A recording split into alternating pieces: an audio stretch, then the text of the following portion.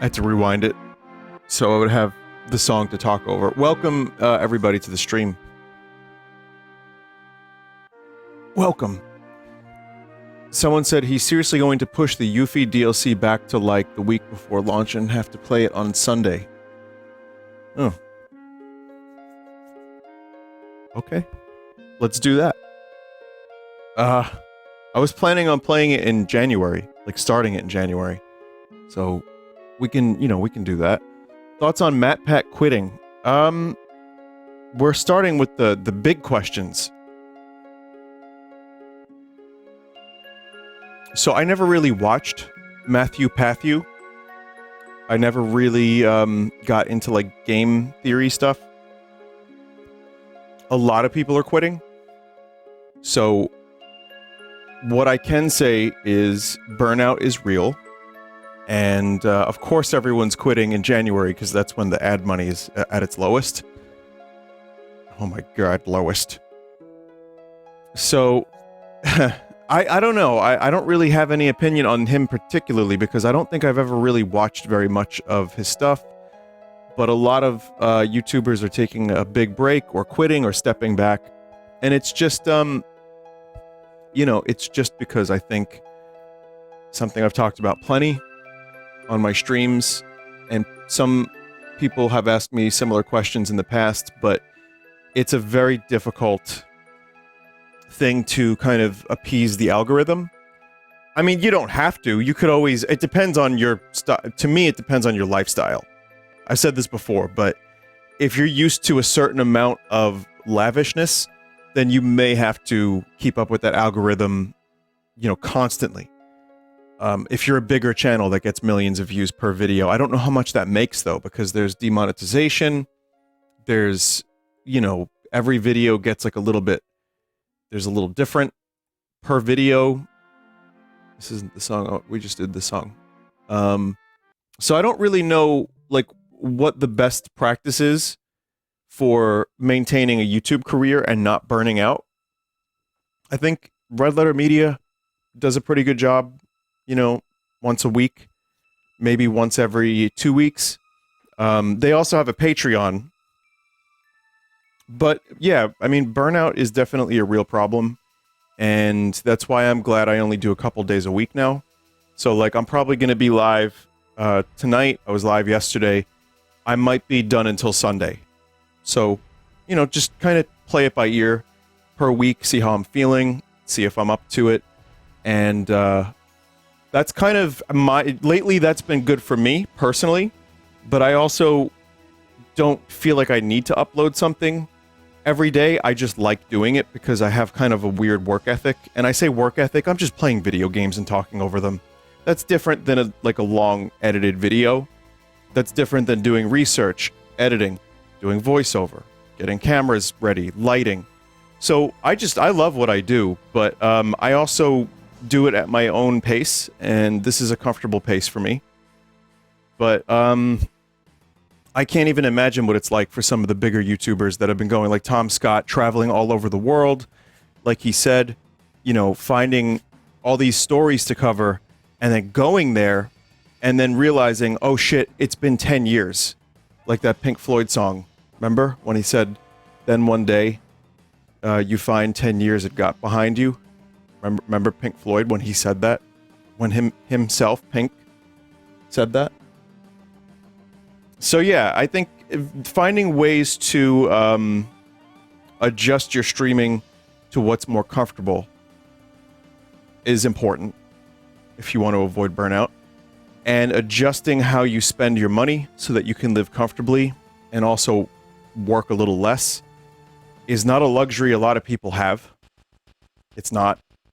So I think, when it comes to people doing YouTube that actually have that lucky in, yeah, it's a whole different ballgame than if you're just starting out, or if you have a career already going and you want to do some YouTube videos.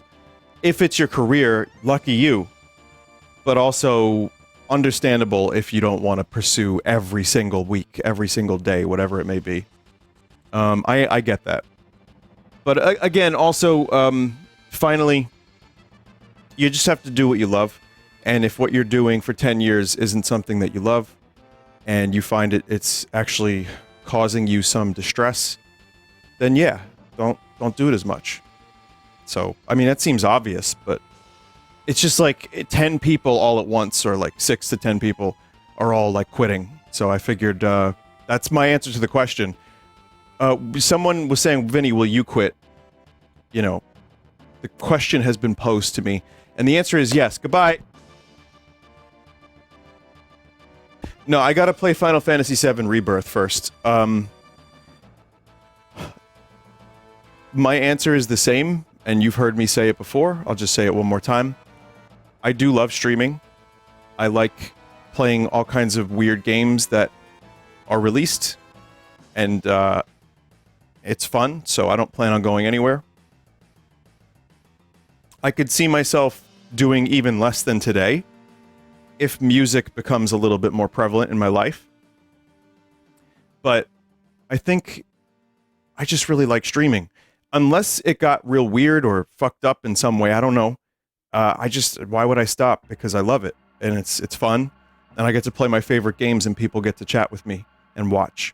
You know, when I was growing up, I used to watch my older cousin play games, and I always thought he was so good at games. He wasn't. But I enjoyed watching him play, and I always thought that was fun, to just watch someone play video games. Then I became the older cousin, and then I became the friend that played the games while, you know, one of my friends or one of my cousins would watch. And so I, you know, a good chunk of my life was streaming to one person or two people anyway.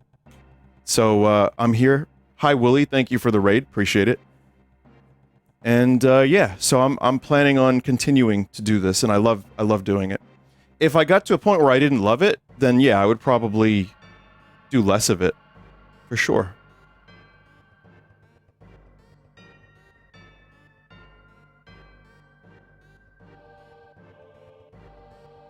I also, in before Vinny abandons streaming as Red Vox becomes the #1 band in the world, would never happen. Rock is in a different place at the moment. But also, I don't want that to happen. I like slow, gradual growth. I really do. I think the band finding its fans is great. I would really like that, and I would like for more rock fans to enjoy if they could find the music. You know, we're not, like, promoting it necessarily. But I would prefer if it was just a slow, organic growth, and I get to do that as well as this. That would be just like I'm doing now. It's good for me. Also, I am a little still... Something, man, is going on. Maybe it's a head cold. I'm just still feeling kind of off. It's a fucking petri dish of sickness the past winter so far, and especially in New York. So I'm doing my best. I'm okay. I'm functional. It's not the COVID. I checked multiple times. But it's just, yeah, some weird fucking head shit. But, you know, hopefully I'll be okay soon. Nothing one must do. However, can someone explain this? I don't have feelings, but I am here and ready to help make your shopping experience fun and exciting. Thank you for asking. Let's make it a fantastic day at Target together. Target? Mario's gonna talk at Target? Oh. So try again. Start again. What is What's the this? best thing for me to eat if I want to eat healthy? If you want to eat healthy, consider incorporating a variety of fruits, vegetables, whole grains, lean proteins, and healthy fats into your diet. Some nutritious options could be salad with a mix of colorful vegetables, grilled chicken or fish, whole grain pasta or quinoa, and fresh fruit for dessert. Remember to stay hydrated. I love... So the voice is so crusty. So this is apparently at CES. And it's not endorsed by Nintendo, if you couldn't figure that out. Because for a minute, I actually was like, is this real? I don't know who to credit. Who took this video? Does anyone know where this was posted? Because this just got, like, spread around so much. Every chat member. Huh. But yeah, I mean, it's just... I don't know if it's AI or if it's just a a fucking text-to-speech reading Google if you want to eat healthy. Gregory posted this. So thank you for finding this cursed, disgusting Mario. I love him. He's got a great cadence to his voice, really like natural, really human. Incorporating a variety of fruits, vegetables. Very human. We didn't even need another we didn't need Chris Pratt. This could have been the Mario movie. Could have been welcome to this mushroom kingdom. Welcome to the mushroom kingdom. You can eat the fresh mushrooms from the ground and the vegetables. Oh my god, Luigi, you have been stolen by the Bowser.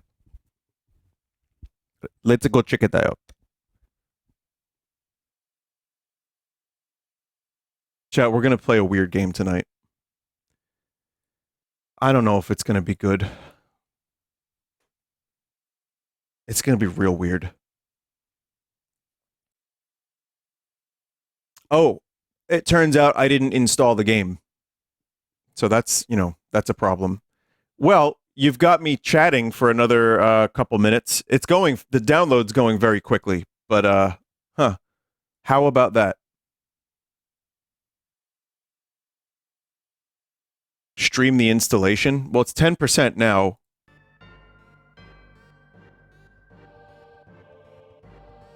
Just so you know, Rev spent 2 hours on the first level of the new Ultra Kill layer. Man, tonight might not be the best night for me then. I might be, like, brain dead for Ultra Kill. Portal 64 is DMCA'd. I know. I don't know why people always want me to talk about the negative things. Sometimes I want to talk about more positive stuff. But, I understand. Yeah, it sucks. Valve did some weird things. They DMCA'd Portal 64. There's like Team Fortress Source 2. They also stopped. And, yeah, it's not... I don't know what's going on with Valve, Vinny, because there are a lot more negative things to talk about. Yeah, I guess so. Well... Have you read about the new Capcom DRM? See, here we go. I don't actually know too much about it. I read a quick blurb. Is it true that the fucking nude mod inspired Capcom to do this? Is that anywhere near accurate? That's what I read in a blurb. Someone just said, I mean, how do you... just not talk about the negative stuff then? I can talk about whatever I want on my stream, I can just not talk about it at all. But I do tend to see some chat members definitely bring me the more negative stuff for me to talk about because they want to hear my opinion on it. Unfortunately, though, the other chat member was right. There's just more negative stuff in the world that happens. And, yeah, it's okay, though. Just sometimes you get, it just becomes like a little overwhelming.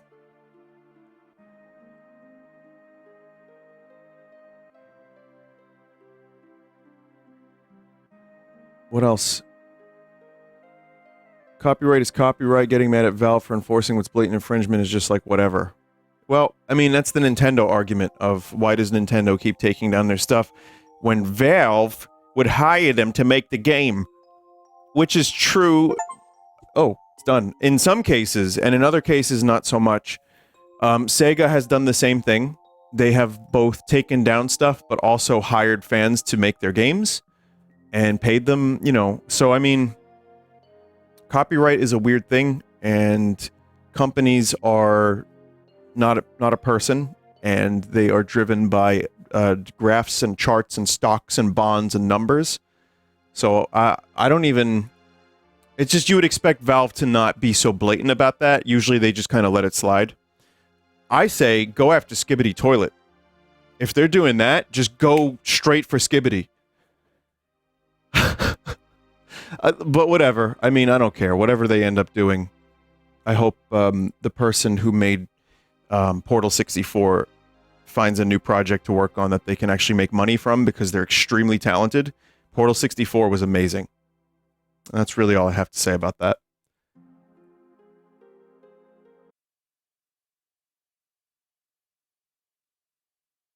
We can play the game now.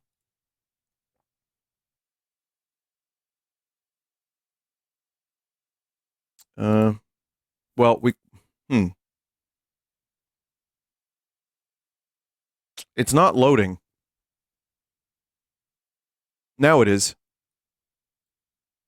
Weird. Okay. Let's see.